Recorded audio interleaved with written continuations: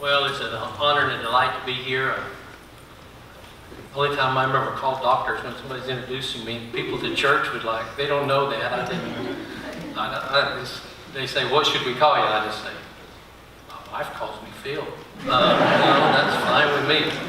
I love CBM and had attachments from the church and people there, and as well as Dave and Kathy Johnson, and my wife Kathy and I, we share two of the most beautiful grandchildren that there exist on planet Earth. And if you hadn't figured out what all that means, it means their son married our daughter, and they have two children. And we have 5 children, and Kathy and I both came from families where we had one sibling, and then we had 5 children. And we really missed out on a lot growing up. Large family. My part right now is just sort of to give an introduction, especially to the theme, and especially the theme verse. And we're going to be talking about in the sessions where I'll be taking a little more time, about 30 to 40 minutes each time. We're going to look at my favorite Old Testament character, whose name was Nehemiah. And we're going to talk about courageous leadership learned from the book of Nehemiah. You can read, my bachelor's degree was in business administration, and I worked in business for a few years before being called to ministry. I'm telling you, I've read enough business books that if they're all put together, it would stop up the Mississippi River, I think. And there is nothing that even comes close to the principles of how to lead as the book of Nehemiah.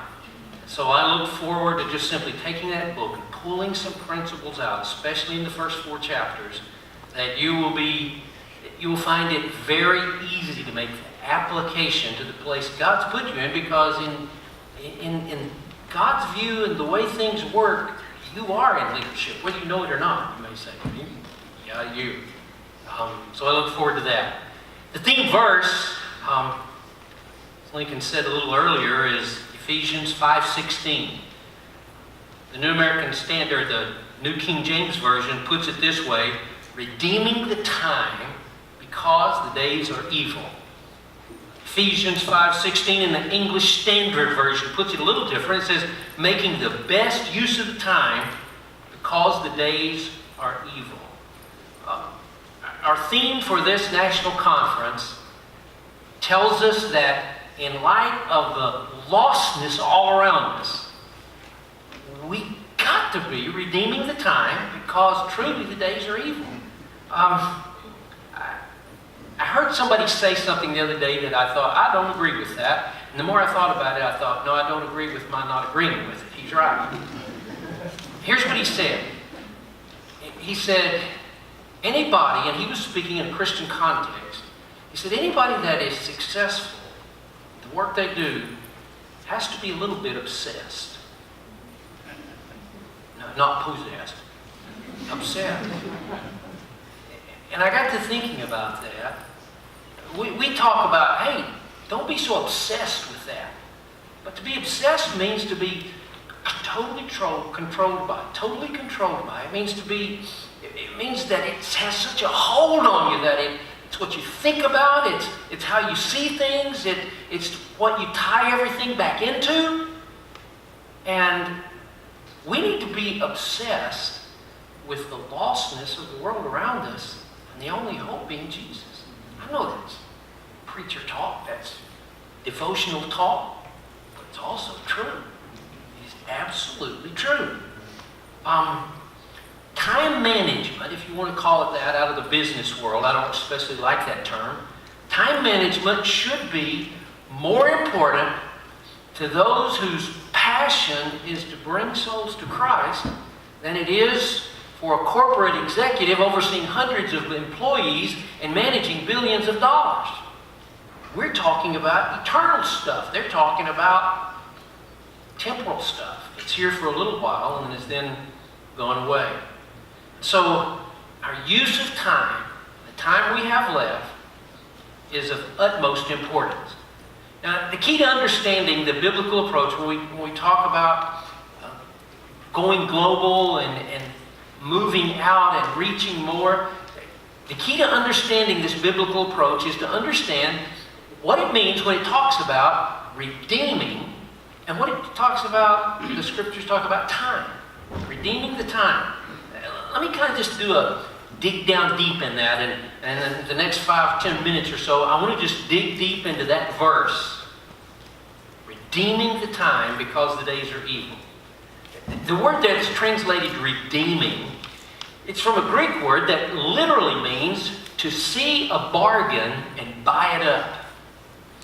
It's like you're at a yard sale and you see this set of golf clubs, and I'm not a golfer, so I'm making this up, but you see this set of golf clubs, and it's got, personal property of Arnold Palmer on it, and they want $10 for it.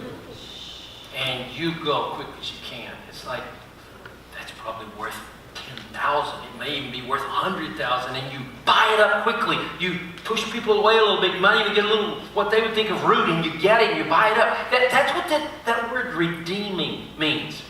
It means to see a bargain and you buy it up. You buy all you can. The word here for time, the Greek language is an amazing language for words for things that we would have one word for. The Greeks would have 6 different words to approach it from all these different angles.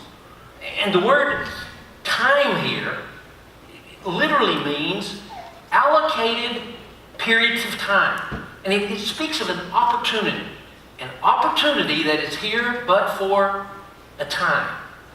And so God has put us here on this earth. He has worked in your life, brought you to Christ, not so you could just sit back and gloat about going to heaven, but so that you could redeem the time, the allotted time God has given you, because the days are so evil and there are people without Jesus.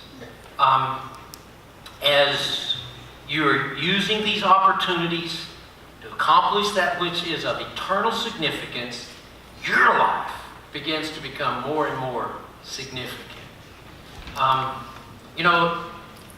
We become obsessed with time. We can do it the wrong way. People who, it's not the amount of years you live on earth. I was reading the other day an article about 4 of the greatest people, missionaries, 4 of the greatest. They were men. There's another list of women. I was reading this one of the men who deeply impacted their world, that all died before the age of 30. Now think about this for a minute. Let me just give you those 4 men and just a word about each. One was William Borden. William Borden came from a super duper wealthy family. You've heard of Borden Foods, perhaps. It's kind of a conglomeration that's bought out and sold out and all this stuff now. But Borden Foods, well, he was an heir to Borden Foods. He gave up all of that, and he went to the Middle East to be missionary to the Muslims, and he hadn't been there long. It looked like his life was wasted. But his example of what he gave up for the gospel, there was this rush of people who were going around the world with missions. William Borden died in his 20s. Then it was Robert Murray McCheyne, the Scottish pastor who has been called one of the greatest preachers who ever lived, and was looked up to by almost everyone, and people looked to him for his insight into the scripture. You can still read some of his books and some of his sermons, and they're just, wow. Robert Murray McCheyne died at age 29. David Brainerd, the missionary, the close friend of Jonathan Edwards, who in the 1700s was a missionary to what we call the American Indians now, or Native Americans, or whatever the title we might want. And he poured his life out into that. And he saw very little fruit in his lifetime, but he just kept on and he couldn't get away from it. And he died in his 20s. And yet, out of that came a missionary movement, and part of what happened in what we call the First Great Awakening. And we could talk about, then perhaps the best known of those would be Jim Elliot, who in 1956, he and some other men went into the Ecuadorian jungle to an unreached people group that had never heard the gospel. And what a waste from the worldly way of looking at it. What a waste. Jim Elliot, at age 29, was killed. And yet, out of that came literally hundreds of missionaries. You see, redeeming the time doesn't have anything really to do with how long you have here on planet Earth. It's what are you doing with the time that is given you. And as we go through this week, we're going to be talking about going global, and you'll be hearing a lot of things about that and opportunities. What I'm doing is kind of coming alongside that with saying, if we're going to really make an impact globally, we've got to turn out, we've got to become a group of true leaders from God's viewpoint. And so I want to pray that this week will be one of the greatest weeks in your life. Not because of who's speaking by any means, not because of just the place, but because He's been working in your life. He's brought you here. He's been showing you some things. He's maybe perhaps with some brought under conviction about some things you need to deal with. And this is going to be the week you're going to deal with it. And you're going to walk in the victory that He has. And this is the week you're going to hear some things that put it all together. And it may not mean going somewhere overseas. It may mean going back to camp, fill in the blank, and becoming simply one who, with a passionate heart, fulfilling it in biblical ways of leadership, someone who begins to redeem their time, become, well, sort of obsessed with getting the gospel to those who so desperately need Jesus. Father, may this week be, these days, this weekend, may it, Father, be one of those markers that many will look back upon, even 5 or 10 years from now, and be giving you glory for how you spoke, and how you changed them, and how you opened their eyes, and how you called them. Thank you, Father, for what you're going to do. We're excited to be a part of it. In Jesus' name I pray.